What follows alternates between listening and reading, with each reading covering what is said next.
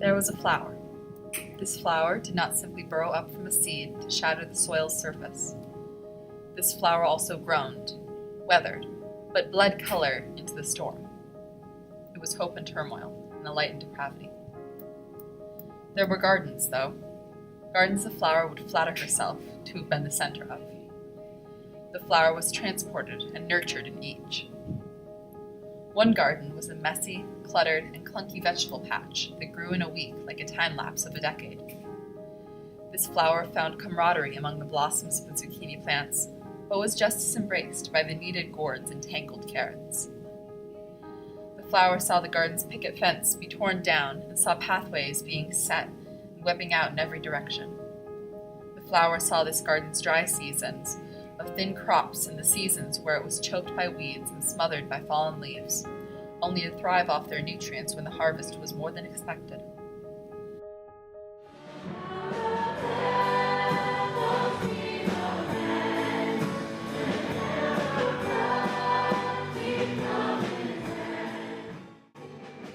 The flower never withered in the shade, though.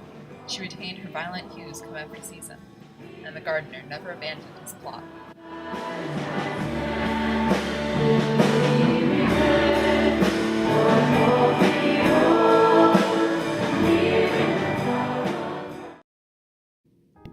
The flower uprooted herself and drove her roots into a soil of cosmopolitan minerals and foreign fertilizers, an entirely different sort of stimulation and nurturing. This was a public garden, one in a park frequented by families, couples, and individuals. In this place, all sorts of breeds and strains of plants neighbored each other, sharing sunlight and lacing roots. The Queen Anne's lace was dazzled by the sunflower's stature, and the sunflower puzzled over the Queen Anne's intricacies. There the flower was a bright color among other bright colors, where her hue was not dimmed, but her cerulean saturated and her yellows glowed. The flower sidled up to weeds with such electric yellows and dazzling displays that the dandelions ceased their weed status. More petals grew, crowning her stem, and her fragrance became even more poignant. Finally, the flower forgot every day she went without water for the nutrients she thought she was accustomed to, overwhelmed by the idea of camaraderie and color. There had been a homely garden. There was beauty, though, in this homely garden, the sort that is plain until one immerses oneself in the aroma of it, in the plump ground and the damp air. This homely patch quickly became home. It was small, due to the sparse number of families collaborating in it, but they did converge, though, forming a safe haven cloistered by forest. The feeling there was tender, with flowers and herbs and other plants all from the same biome. They were all used to the same soil, so it was never exchanged for a new type, and they were all raised on the same minerals and fertilizers, so those were never tampered with either. This snug community garden was tucked out of sight, yet never out of mind of the flower. There, her thread-like roots thickened into ropes. Her stem and leaves were built to be even more mighty than one would expect of such a delicate plant of such a plushy color. The flower never questioned her place there until her growth plateaued, and the handfuls of enrichments in the soil no longer fueled her, but merely sustained her.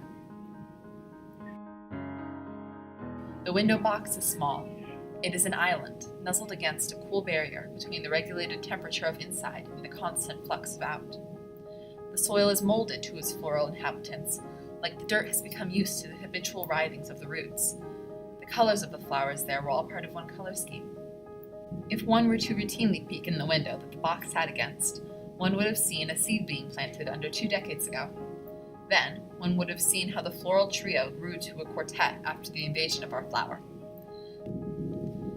The corresponding chroma of the quartet formed a visual harmony of red and yellow and blue and green. As each flower drooped or thrived, the sun seemed to pour in heavier or trickle in like a lively chuckle.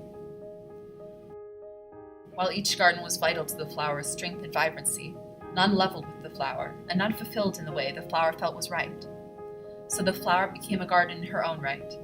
The fertilizers and minerals of her own choice fed her fellow plants, and she felt pride as she nurtured her peers.